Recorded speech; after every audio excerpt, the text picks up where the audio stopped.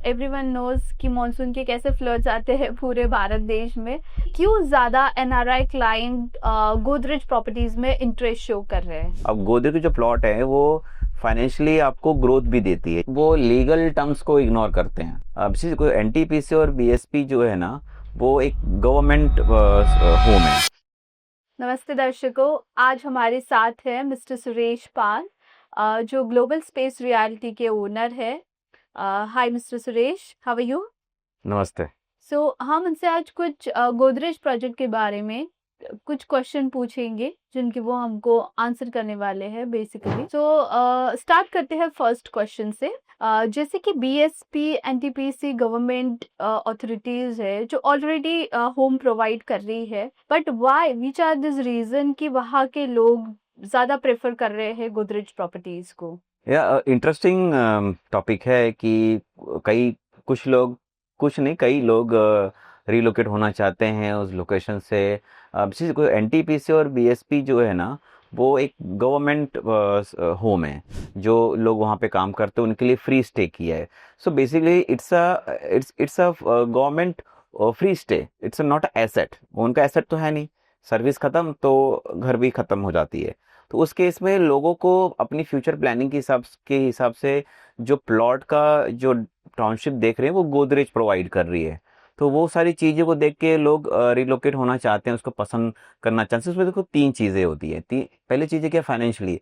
अब गोदरेज की जो प्लॉट है वो फाइनेंशियली आपको ग्रोथ भी देती है। जैसे साल साल आप रखेंगे तो एप्रिसिएशन होती है, बिकॉज उनके डेवलपमेंट है, उनके पास क्लब हाउसेस है, रोड्स है, स्ट्रीट्स है, और बहुत सारी फैसिलिटी जहाँ पे लोगों को बाहर जाने की ज़रूरत नहीं, अपने टाउनशिप में ही फुलफिल। तो वो उनको सबसे अप्रिशिएशन करती है। दूसरा कि उनको एक तरह का लाइफस्टाइल मिलता है, ओनरशिप मिलता है, खुद का घर हो, लाइफ टाइम तक खुद का घर रहता है। और तीसरा एक लेगेसी है गोदरेज का, जो एक ब्रांड वैल्यू में अपनी जो अप्रिशिएशन होती है, हाइक होती है लोगों की सैलरी वगैरह में, उसी तरह ज़मीनों में भी हाइक होती है, पर उसमें भी कैटेगरीज है। एक लोकल हो गया, एक ब्रांड हो गया, एक सुपर ब्रांड हो गया, एक लेगेसी हो गया। तो 128 साल पुराना जो लेगेसी है, जो उस चीज़ का नाम है, वो आपके प्रोडक्ट में वैल्यू में ऐड होता है। और जब ये जैसे कि गवर्नमेंट में क्या होता है कि लोगों को ट्रांसफ़र मिलते रहे सिटी से सिटीज़। तो जब ये ट्रांसफ़र होते हैं तो काफ़ी प्रॉब्लम्स आती है पहले 90 दिन, कि रिलोकेट किए हैं तो नया क्लाइमेट मिलता है, वेदर चेंज होते रहते हैं, सोशल गैदरिंग नहीं होती है, फिर उसको सेटअप करना, बच्चों का स्कूलिंग चेंज करना, एडजस्टमेंट काफ़ी ज़्यादा होता है। तो उस केस में जो प्रॉपर्टीज़ खुद की होती है, उस केस में आपको कोई दिक्कत नहीं होती। और सेकंड बात यह है कि अगर आप रिलोकेट वापस होते हैं तो यही जो प्लॉट है आपको रीसेल वैल्यू देती है अच्छी। दूसरा आपको रीसेल भी देगी, रेंटल इनकम देगी अगर आपको रेंट पे जानना है तो। प्लस आप कभी रिटायर हो गए तो आप अपने पुराने प्लॉट्स पे आके एज अ रिटायरमेंट प्लानिंग कर सकते हैं। तो ये सारी चीज़ें काफ़ी मायने रखती है, क्योंकि जो गोदरेज प्लॉट बनाता है वो सिर्फ प्लॉट ही नहीं बनाता, वो पूरा टाउनशिप क्रिएट करता है जहाँ पे आपको इंफ्रास्ट्रक्चर, सिक्योरिटी और बहुत सारी चीज़ें मिलती हैं जो रोज़मर्रा ज़िंदगी में यूज़ होती हैं। जैसे कि बच्चों के लिए साइकिलिंग हो गया, स्केटिंग हो गया, औरतों के लिए सोशल गैदरिंग का क्लब हाउस हो जाते हैं, बूढ़ों के लिए यानी कि सीनियर सिटीजन एरिया होता है जहाँ पे वो बैठ सके, बात कर सके। देन फ्रूट ऑर्चर्ड्स होते हैं जहाँ पे बच्चे फ्रूट्स तोड़ने का जो एक्सपीरियंस होता है हमारे गांव में, वो यहाँ पे कर सकते हैं। गार्डनिंग की भी फैसिलिटीज़ होती है। तो वो सारी चीज़ें यहाँ मिलती है। तो एक it's a piece product you can say provide by Godrej. हमारा सेकंड क्वेश्चन है कि कौन से ऐसे 3 रीजन है जिसकी वजह से लोगों ने, रायपुर के लोगों ने बेसिकली मिस्टेक की है प्रॉपर्टीज खरीदने में, and they are preferring right now a Godrej community project? Yes, वो मिस्टेक तो हर कोई करता है, बट बहुत लोग मिस्टेक करते हैं। वो तीन चीज़ें ये हैं कि पहले तो वो प्राइस देखते हैं, और जो इकोसिस्टम है फ्यूचर का वो भूल जाते हैं। दूसरा है कि वो इग्नोर करते हैं लीगल और जो प्रोडक्ट है जिसका, जो बिल्डर है उसका बैकग्राउंड, उसकी क्रेडिबिलिटी क्या है, वो सब चीज़ें भूल जाते हैं। तो और तीसरा क्या है, साइकोलॉजिकल प्लानिंग, वो सब चीज़ें हैं। तो जो मेरा पहला पॉइंट है कि वो प्राइस देखते हैं और इकोसिस्टम नहीं देखते, तो उसका मतलब ये होता है कि बहुत सारे डेवलपर जो चीप प्राइस में प्लॉट देते हैं, तो उस केस में क्या होता है कि सिर्फ आपको प्लॉट ही मिल रहा है। बट आज की जनरेशन में क्या चीज़ है कि प्लॉट ही नहीं, उनको बहुत कुछ चीज़ चाहिए। अगर आपको लग रहा है सस्ता है ले लो, तो ना ही उनका इंफ्रास्ट्रक्चर प्लानिंग है, ना ही उनका प्रॉपर टीपी प्लानिंग होती है, ना ही उनके पास कोई ऐसी चीज़ है जहाँ आपके प्राइस में अप्रिशिएट। प्लॉट तो हर कोई बनाता है, लेकिन कुछ अलग बनाओ तो उस चीज़ में आपको चीज़ें मिलती है। और दूसरा ये कि वो लीगल टर्म्स को इग्नोर करते हैं। बिल्डर कैसा है, उसके बैकग्राउंड क्या है, और उसके पास हिस्ट्री क्या है, क्या डिलीवर किया है, कोई कंप्लेन तो नहीं, वो सब चीज़ें इग्नोर करते हैं। जैसे कि क्या उनके पास रेरा कंप्लाइंसेस है, या उनके पास हिस्ट्री में कितने प्रोडक्ट उन्होंने डिलीवर किया है, कितने प्लॉट डिलीवर किए हैं, और कंप्लेंट्स ली है आए हैं तो क्या वो सॉल्व हुए हैं या नहीं हुए हैं, या कोई भी कंप्लेंट्स नहीं है। तो वो सब चीज़ें इग्नोर करते हैं, जिससे आपके प्रोडक्ट की वैल्यू आने वाले टाइम में वो कम हो जाती है। बिकॉज आपके डेवलपर का नाम होता है या फिर उनकी डिलीवरी हिस्ट्री होती है, उससे भी प्राइस अप्रिशिएट होता है। सो उस हिसाब से, क्योंकि इन्वेस्टर जो है दूर दूर से आपके प्रोडक्ट को बार बार देखने तो आएंगे नहीं। सो आजकल तो ऑनलाइन का ज़माना है, तो ऑनलाइन भी डील हो जाती है विद गुड प्राइस। लोकेशन तो लोगों को मालूम होता है, बस प्रोडक्ट किसका है, कैसा है, वो चीज़ें सही हो तो आपकी जल्दी से सेल हो जाती है। अदरवाइज आप बहुत स्ट्रगल करते हैं इसको बेचने में। और साइकोलॉजिकल जो इकोसिस्टम, उसमें क्या कहना है कि आपने प्रोडक्ट ली है, क्या आपने उसको एग्जिट प्लानिंग की है कि नहीं लेते वक्त। मान लो अपने प्रोडक्ट ले ली, आपको पास पैसे हैं, पैसा लगाना है, एक ज़मीन लेनी है, वो आपने ले ली, लेकिन एग्जिट का क्या, एग्जिट करेंगे तो क्या आपको कस्टमर मिलेंगे, क्या आपको बायर मिलेगा, मिलेगा तो क्या प्राइस देगा। आपके इंफ्रास्ट्रक्चर आने वाले 10-20 साल के बाद जो इंफ्रास्ट्रक्चर आएंगे, क्या उसे कंपैरिजन में आप कंपेयर कर पाएंगे। तो एग्जिट का भी प्लानिंग करना चाहिए। डेवलपर क्या आपको एग्जिट पॉलिसी दे रहा है कि नहीं दे रहा है, दे रहा है तो कब तक दे रहा है, कैसे दे रहा है, वो सब भी चीज़ें होती है। तो ये 3 मिस्टेक से बहुत लोगों के पैसे अभी भी ब्लॉक हैं, जहाँ पे लोकल डेवलपर्स फंसे हैं। तो ये सारी चीज़ें जो है ना गोदरेज प्रॉपर्टीज़ में नहीं होती, बिकॉज गोदरेज की जब बुकिंग्स होती हैं उसके पहला वो एक डॉक्यूमेंट रिलीज करते हैं लोगों के बीच में, कि उसमें जो ये चीज़ मैंने बताई इससे कहीं ज़्यादा वो पॉलिसी उनकी बनी रहती है, जहाँ पे वो पढ़ समझ के, यानी कि प्रेजेंट क्या है, फ्यूचर क्या है, और उसके बाद बीच में अगर कोई प्लानिंग है आपका एग्जिट का रहने का, उसका भी पॉलिसीज होती है, बाय बैक फीचर्स होती हैं, टाउनशिप प्लानिंग का फीचर्स होता है। तो ये बहुत कुछ चीज़ें तो मैं आपको पहले से डॉक्यूमेंट, इसलिए तो गोदरेज प्रिफर करता है कि पहले ईओआई चलाते हैं। अभी ईओआई का आजकल ट्रेंड चला है। ईओआई का मतलब एक्सप्रेशन ऑफ इंटरेस्ट, आपने इंटरेस्ट शो किया, you have express your interest to the project but not booking. अपनी बुकिंग नहीं करनी है, आपको नहीं इंटरेस्ट होगा। इस जब इंटरेस्ट शो करते हैं तो आपको जो मैंने 3 पॉइंट बताए, ये सारी चीज़ आपको बताई जाती है। तो कई कई कस्टमर को तो पता ही नहीं होता कि मुझे फ्यूचर सोचना था या एग्जिट पॉलिसी के बारे में सोचना था, बस पैसे हैं लगाने हैं क्योंकि कैपिटल गेन लगने वाला है, टैक्स बचाने के चक्कर में कर लेते हैं। या फिर ज़मीन है, कोई दिक्कत नहीं, ज़मीन तो ज़मीन होता है, प्राइस बढ़ाएगा, ऐसे नहीं होता है। ज़मीन में आप कई समय के बाद क्या वो सॉइल अच्छी है, आने वाले 10-20 साल में सॉइल खराब होगी, क्लाइमेट चेंज होता है, इंडस्ट्रियल आसपास होती है, सब चीज़ों में बहुत इफेक्ट पड़ता है। तो ये एक साइकोलॉजिकल एग्जिट पॉलिसी इकोसिस्टम भी होना चाहिए। हमारा थर्ड क्वेश्चन है, like nowadays kids and grandparents are moving together and they are preferring वहाँ पे ज़्यादातर basically twin bed twin plot sizes और मेगा हाउस टाउनशिप प्रेफर कर रहे हैं। सो कौन से ऐसे लेआउट है गोदरेज के जो ज़्यादा पसंद किए जा रहे हैं और क्यों? हाँ, बड़ा इंटरेस्टिंग क्वेश्चन है। देखो अभी कैसे आपने जो बताया मेगा हाउस प्लानिंग, वो तो पुराना कॉन्सेप्ट रह गया।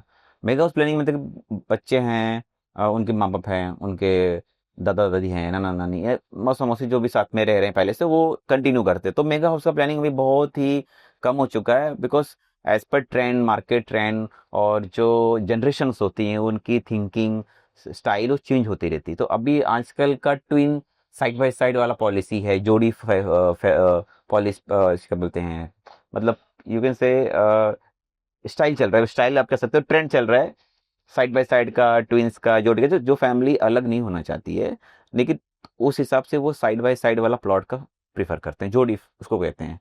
जैसे शहरों में जोड़ी फ्लैट होता है तो जोड़ी प्लॉट होते हैं, मतलब साथ में रह रहे हैं लेकिन सबके अपने रहन सहन अलग है। सो उसमें क्या होता है, लोगों को सेपरेट एंट्रेंस चाहिए, थोड़ा प्राइवेसी चाहिए, फाइनेंशियली इंडिपेंडेंस चाहिए, अपने हिसाब से कर सके, और अपने घर को कस्टमाइज डिज़ाइन इंटीरियर कर सके, अपनी अपनी डिज़ाइन होती है।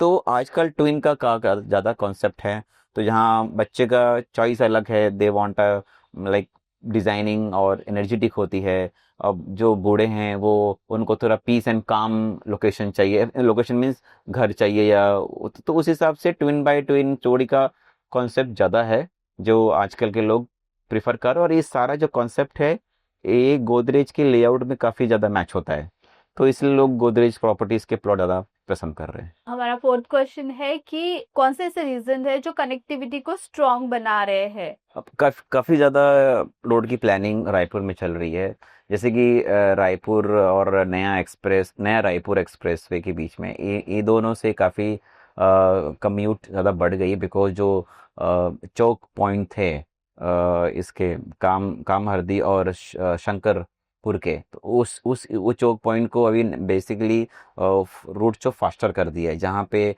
कम्यूट इजी हो गया है ऑफिस जाने के लिए। और जो बाकी जो एक्सप्रेस थे, यानी कि नॉर्थन से साउदर्न की तरफ जाने के लिए, सॉरी साउथ से नॉर्दर्न ईस्टर्न जाने के लिए जो इंडस्ट्रियल पॉकेट्स था वो काफ़ी भी फ्री हो गया है इस वजह से। तो इंटरनली काफ़ी डेवलपमेंट हुआ है। और अभी हालांकि आपने सुना होगा विकासापट्टनम हाईवे जो रायपुर से डायरेक्टली कनेक्ट हो रहा है और काम चल रहा है, that will be a turning points, you can से अब इट्स अ मेगा प्रोजेक्ट जहाँ पे ट्रांसपोर्ट और लॉजिस्टिक को काफ़ी ज़्यादा फ़ायदा हो रहा है। सो यू नो विकासापट्टनम तो पोर्ट है, वहाँ से जो लॉजिस्टिक की आना जाना हाईवे को काफ़ी स्ट्रांग हो जाएगा रायपुर के। और जो प्लानिंग पूरा हाईवे का है इंडिया का, आप देखेंगे Raipur Nagpur it is almost 4-5 hours difference only. तो नागपुर एक ऑलरेडी मैंने बताई थी आपको पुराने पॉडकास्ट में कि समृद्धि हाईवे जो नागपुर में एंड होता है, और नागपुर में जो एशिया का सबसे लार्जेस्ट कार्गो हब बन रहा है वो नागपुर में। तो नागपुर से रायपुर, रायपुर से विशाखापट्टनम जो पोर्ट एरिया है, काफ़ी ज़्यादा यहाँ पे इसमें इंटरेक्शन इन तीनों के बीच में होगी, जहाँ पे लॉजिस्टिक का मेजर रोल रहेगा। तो इंटरनल भी काफ़ी कनेक्टिविटी स्ट्रांग की है टू रिमूव दी जो बॉटल नेक एरियाज हैं जहाँ पे ट्रैफिक्स होती हैं वो हटा के ऑफिस इजी पहुँचना, देन उससे बाद हाईवे को कनेक्ट करना, हाईवे से जो मेगा सिटीज़ है यानी कि विशाखापट्टनम पोर्ट के हिसाब से, देन हब है कार्गो का नागपुर से, उससे कनेक्ट करना। तो ये सब रोल जो निभा रहा है, इससे काफ़ी ज़्यादा इकोनॉमिकल फ़ायदा होगा रायपुर इंडस्ट्री को। सो हमारा पांचवा क्वेश्चन है, जैसे कि इंडिया में वेरियस टाइप ऑफ फेस्टिवल्स मनाए जाते हैं, तो कैसे गोदरेज प्रॉपर्टी हर फेस्टिवल को सेलिब्रेट करेंगे, कैसे उभर के आएगा? प्लस अगर कोई वुमन अकेले वॉक करते हैं by 9 PM, so how it is safety for woman also? जी हाँ, जो अभी जो पांचवा क्वेश्चन है काफ़ी अच्छा क्वेश्चन है। सो देखिए, ये एक टाउनशिप प्रोजेक्ट होता है बेसिकली, जहाँ पे प्रीमियम प्रोडक्ट डेवलपमेंट गोदरेज बनाता है। तो सभी चीज़ें होती है, अभी जैसे मैंने बताया आपको क्लब हाउस है बच्चों के लिए, बूढ़ों के लिए, औरतों के लिए, देन ऑफिस के लिए भी आजकल वर्क फ्रॉम का कल्चर है। तो फेस्टिवल्स भी इस टाउनशिप में मनाया जाता है। आप कोई भी फेस्टिवल पकड़ो, दिवाली हो, छठ पूजा आपने जैसे बताया, देन होली हो, या फिर गणेश पूजा हो, रामनवमी हो, इसमें फेस्टिवल बहुत ही धूमधाम से मनाया जाता है because they have a space. उनके पास क्लब हाउस का स्पेस है, ग्राउंड है, क्रिकेट बॉक्स टाइप ग्राउंड होते हैं, फुटबॉल टेनिस एरिया होते हैं, फुटबॉल छोटे बॉक्स के होते हैं, टेनिस कोर्ट होते हैं। तो इनका स्पेसेस की कोई कमी नहीं होती, तो उसमें सारी फेस्टिवल मनाई जाती है। और गोदरेज के जो रेसिडेंस हैं वो काफ़ी खुश होते हैं, बिकॉज आप प्रीवियस प्रोजेक्ट में देखोगे, आप अपार्टमेंट तो काफ़ी लोगों को पता ही है, मुंबई बैंगलोर पुणे में सब होता ही है। प्लॉटेड में क्या होता है कि उनके पास सेल्फ ग्राउंड एरियाज होते हैं जहाँ पे वो अपनी सबसे कस्टमाइज कर सकते हैं, जो जो सोसाइटी बनाते हैं वो डिसाइड करते हैं। तो वो काफ़ी ज़्यादा होते हैं और सारी चीज़ें हो जाती है, तो उसमें कोई क्वेश्चन नहीं कि क्या वो फेस्टिवल प्लॉट डेवलपमेंट में गोदरेज के मनाए जाते हैं, नहीं बिल्कुल नहीं, वो होते ही होते हैं, उसमें कोई इशू नहीं है। हमारा सिक्स क्वेश्चन है कि लाइक एवरीवन एवरीवन नोज कि मॉनसून के कैसे फ्लड्स आते हैं पूरे भारत देश में, वैसे ही गोदरेज कैसे वर्कआउट करेगा मॉनसून फ्लड के रिगार्डिंग, वो भी हमें जरा एक्सप्लेन कीजिए। हाँ, काफ़ी इंटरेस्टिंग क्वेश्चन है फ्लड के ऊपर। सो बेसिकली आप देखोगे कि इतना बड़ा डेवलपर है गोदरेज, अभी कुछ चीज़ बना रहे हैं, कुछ बड़ा प्लान बना रहे हैं, तो इनका हमेशा प्लान एकदम मास्टर वे से होता है, उन्हीं के मास्टर पीस कह सकते हैं, मास्टर प्लान। तो मास्टर प्लान में काफ़ी इंक्लूड होता है, तो जो भी उस लोकेशन में, उस सिटी में, उस शहर में जो भी चीज़ें प्रॉब्लम्स होती है सीजनल वाइज, उसकी पहला प्रिकॉर्मेंट वो कर लेते हैं। तो क्या होता है कि अभी फ्लड का इश्यूज हैं, तो रेन हार्वेस्टिंग का सिस्टम है, फ्लड स्टॉर्म वाटर का सिस्टम है, ये सब कुछ चीज़ वो मेंटेन पहले से अपने प्लान में कर लेते हैं, जहाँ पे पानी आराम से बह जाए या पानी को स्टोर करके उसको रीयूज करे, रिसाइकल करे। So that is good for the environment. और गवर्नमेंट भी को सपोर्ट कर रहे हैं, उनके जो भी चीज़ें हैं कि वाटर हार्वेस्टिंग होनी चाहिए। और एक लोगों के बीच में एक नॉलेजेबल चीज़ें फैलती कि yes this should be happen in every township. तो वो चीज़ें होनी है, तो उस हिसाब से फ्लड का और पानी का भरना कुछ ऐसा कुछ यहाँ पे नहीं होता है। एंड हमारा लास्ट क्वेश्चन है सर से कि क्यों ज्यादा एनआरआई क्लाइंट गोदरेज प्रॉपर्टीज में इंटरेस्ट शो कर रहे हैं? एनआरआई एग्जिट की अगर बात करें तो there is always good payment plan and exit policy for the NRI especially. So the people from Dubai, Abu Dhabi, or maybe Saudi or Europe, America, so they have a good payment plan for the NRI. So they have always a soft corner for the NRI people. So like 20, 80, 75, 25, 25, 75, or maybe a good time duration periods of payment इनके होते हैं।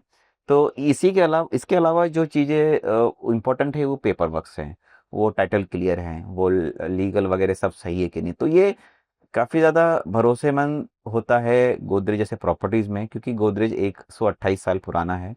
तो लोगों को भरोसा है कि गोदरेज के प्रॉपर्टीज़ हैं तो उनके पेपर वर्क्स, टाइटल सब कुछ सही होंगे।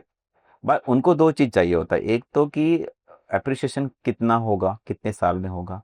दूसरा, आप लॉन्च में कितना बेस्ट प्राइस दे रहे हो। ये दो चीज़ के अलावा वो कुछ नहीं पूछते हैं। Since you are staying in different countries, you know your Indian cities, but you don't know the developer names and their records कैसे हैं, क्या है। बट गोदरेज को सब जानते हैं, तो ऐसा कोई क्वेश्चन नहीं कि क्या रिकॉर्ड्स है प्रीवियस, इनका हिस्ट्री क्या है, फ्यूचर क्या है, उस सब का कोई इशू नहीं। बस उनको दो चीज़ चाहिए था कि उनकी मनपसंद प्लॉट मिल जाए और एक अच्छा प्राइस मिल जाए, और अप्रिसिएशन तो होना है, क्योंकि डेवलपमेंट और प्लानिंग जो टाउनशिप की वो वैसी होती है, और गवर्नमेंट के जो प्लान्स होते हैं उसके हिसाब से वो अपना प्लॉट उसी एरिया पास होते हैं जहाँ पे आपको अप्रिसिएशन मिले। तो ये सारे फैक्टर्स में एडजस्ट होते हैं। Okay, that's it for today. We are signing off. Thank you, Mr. Suresh Pal. If you have any queries or doubt, you can comment below. For the pricing brochure, get it from below link. Thank you.